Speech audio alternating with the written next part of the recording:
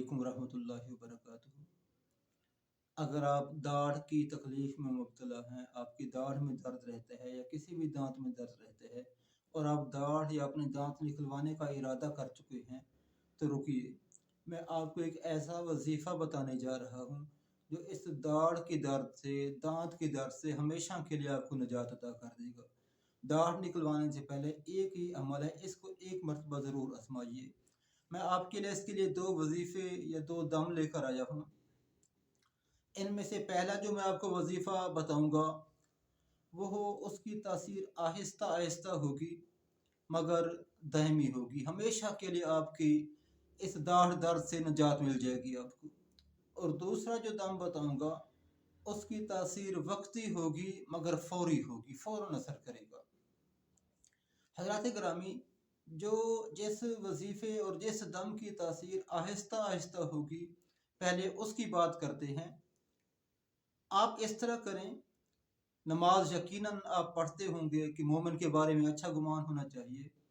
इशा की नमाज में वितरों के अंदर जो 3 रकातें होती हैं, पहली रकात में सूरह फातिहा के बाद आप सूरत नस्र पढ़ें, इज़ा जाअ नस्रुल्लाहि वल फतह। दूसरी रकात में सूरह फातिहा के बाद आप सूरत लहब पढ़ें, तब्बत यदा अबी लहबिन व तब। और तीसरी रकात में सूरह फातिहा के बाद आप सूरह इखलास पढ़ें, कुल हुवल्लाहु अहद।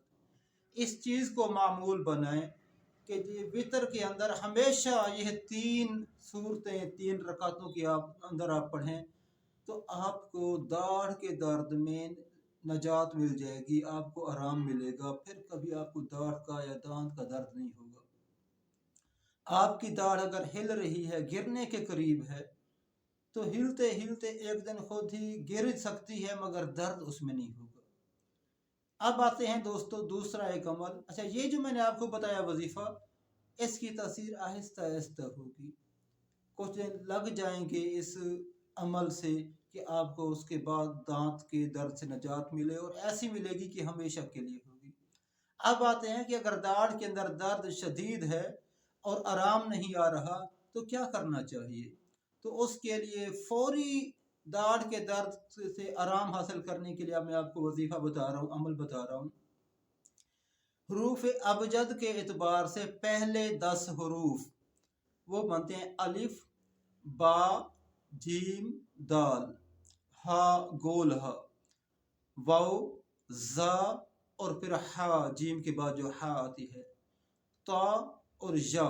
ये 10 हरूफ हैं। इसी तरतीब से आपको स्क्रीन पर लिखे हुए नजर आ रहे होंगे। किसी कागज पर इन 10 हरूफ को लिख लीजिए। उसके बाद जिसकी दाढ़ में दर्द है उसे सामने बिठाइए और उसे कहिए कि जिस दाढ़ में दर्द है, शहादत की उंगली और अंगूठा सीधे हाथ की, इन दो उंगलियों से वो अपनी दाढ़ को मजबूती से पकड़ ले जिस दाढ़ में दर्द है। उसके बाद जो कागज पर आपके पास हरूफ अबजद के एतबार से पहले 10 हरूफ लिखे होंगे, उनमें से पहले हर्फ के ऊपर लोहे की कोई चीज रखें। वो छुरी हो सकती है, छुरी की नोक अलिफ के ऊपर रखें और एक मरतबा सूरह फातिहा अल्हम्दुलिल्लाहि रब्बिल आलमीन मुकम्मल पढ़ें।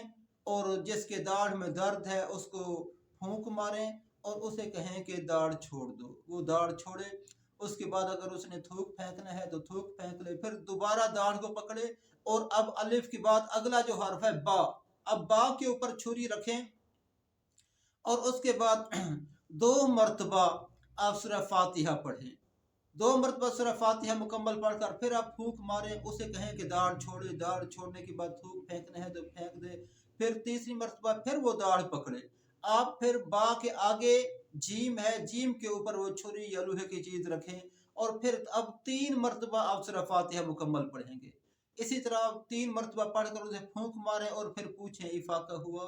अगर वो कहे आराम आ गया तो ठीक है, छोड़ दें। अगर अभी आराम नहीं आया तो फिर दाढ़ को पकड़े और आगे जीम के बाद दाल है, दाल चौथा हर्फ है हरूफ अबजद में, तो अब 4 मरतबा अब सूरह फातिहा पढ़ें।